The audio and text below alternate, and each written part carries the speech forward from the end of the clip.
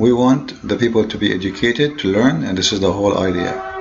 And I want to say thank you for those who they are, those who did enjoy my book and they try to share it with others in order to share the truth and the knowledge. And I hope my value number 2 is going to be even better, to refute the false claims about the science of the Quran. However, today we will continue and we will keep going with this video here, which is about Isaiah. The reason I am making many videos about this video here, because this video actually is very nice done. I like it, and it exposed many mistakes in the Quran, as we showed you before, and Islamic belief. Same time, like the best way is to expose fabrication is to use the word of the fabricator himself, because then he cannot deny it. If I say Muslims say etc., then somebody might say to me, no, they don't say that. So by getting the Muslim to be involved in front of us and demonstrate his lies, that I believe is the best way to expose Islam. So let us hear what this is all about. We made before, as you remember, many videos, 3 I think already. Now this is about Isaiah chapter 42 and then verse number 6, etc. And the Muslim says this one cannot apply for Jesus, because the gospel in Matthew said that Jesus was sent only for the lost sheep of Israel. The funny, I will show you the stupid contradiction Muslims always they come with. Remember, he is quoting for us a verse saying that this cannot be for Jesus. Why? Because the verse saying that Jesus was sent for the sheep of Israel. However, the Abdul himself, he will mention something exactly mentioned in his Quran, and it's exactly the same, and it's exactly still he is going to accept it to be approved for his benefit. Maybe you do not know yet what I'm talking about. Let me show you what I mean. Watch with me.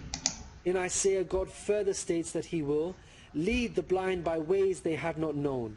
Along unfamiliar paths I will guide them. The pagan Arabs at the time of the Prophet Muhammad fit this description perfectly, because they had not been sent a messenger prior to Muhammad. The Quran bears witness to this. God states that Muhammad was sent to warn a people to whom no warner has come before. Thank you. So Muhammad was sent to people who has no warner has come to them before. And he is saying that those people are the Arab.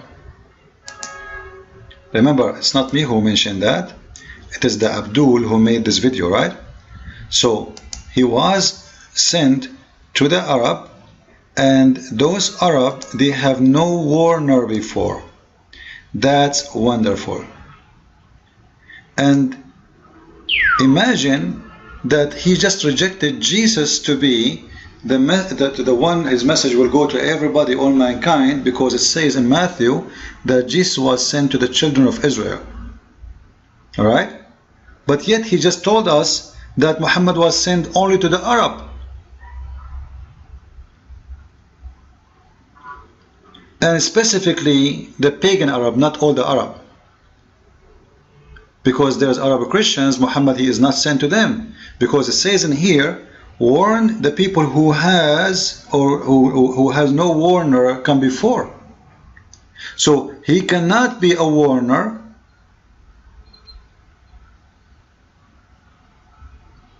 for the Arab Christians. He cannot be a warner for the Jews who live in Mecca. He cannot be a warner for anyone who believe in the true God, the God of Abraham. He can be only a warner and a messenger for the Arab who they are pagan. Then yet the Muslims, they will tell us that Muhammad, the prophet of the Abduls, he was a messenger for all mankind, but yet in this video he is saying he was a messenger for the Arab. Very, very funny contradiction.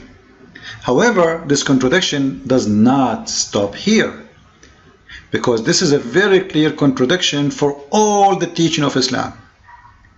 And this is why I'm so happy to see this video, because this video will be an eye-opening for Christians to see how Muslims, when they speak, excuse my language, they do poo-poo. You know, they are the same as their prophet. Their prophet, wherever he move, he do poo-poo. You know, when someone is a fool, the more he talk, the more he do poo-poo. I'm just trying to be polite using the word poo-poo. If you notice with me here, you will see the verse saying that there is no warner for those who Muhammad was sent to. No warner. No warner means there's no messenger. There's no prophet. They never heard about the true God. But yet Muslims, they say to us that Muhammad himself was from an Abrahamic family. And not only that, they claim that Muhammad himself is coming from Ishmael, which means the grandfather, according to Muslims, the grandfather of the Arab is Ishmael.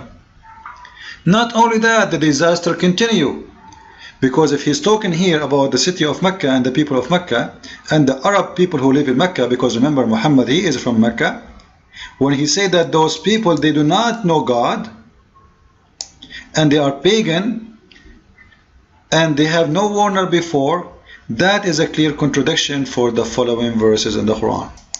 The Muslims, they forgot that they give us speeches about Muhammad is from Ishmael, and Ishmael is the grandfather of the Arab, and Abraham and Ishmael, they are the one who built the Kaaba, which means they are the one who came to Mecca with their own feet. Not only they visited, but they lived there.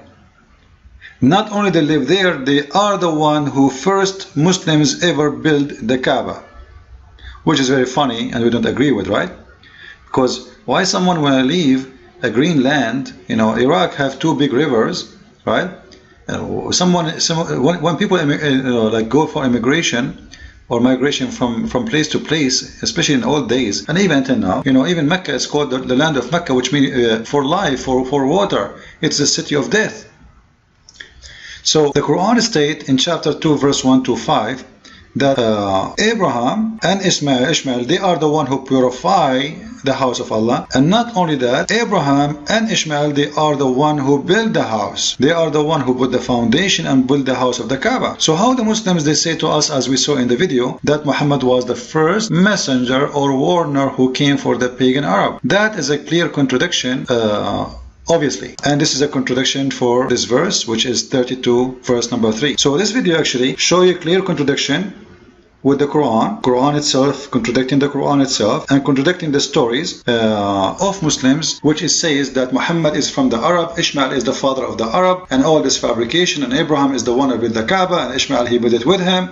And later we find Abdul making a video saying, well, you know what, the Quran says that Muhammad was the first warner ever who came here, and this is in the Quran. So it's obviously a clear contradiction. Not to mention, not to forget to mention, that not only Ishmael and Abraham who came to the Arabian Peninsula to teach, according to Muslims, there's many names. If I mention some of them, you know, there is Shu'aib, there is Salih, there is Hud, or in English they say Hud, and there's Ishmael, and there's Abraham, and there's Muhammad. Now there's some other names, Muslims, they agree about them or disagree, doesn't matter, but they agree about those names. So we have 6 messengers, according to Islam, they came to the Arab and the Arab specifically. But yet, the Quran says that Muhammad was sent to those who has no warner before thee. That means the following. Muhammad, he cannot be a messenger for those who has a warner before. Because the Quran says he was sent for those who have no warner for them before. He was not sent for the Arab Christians. He was not sent to the Roman Christians. He was not sent to the Jews.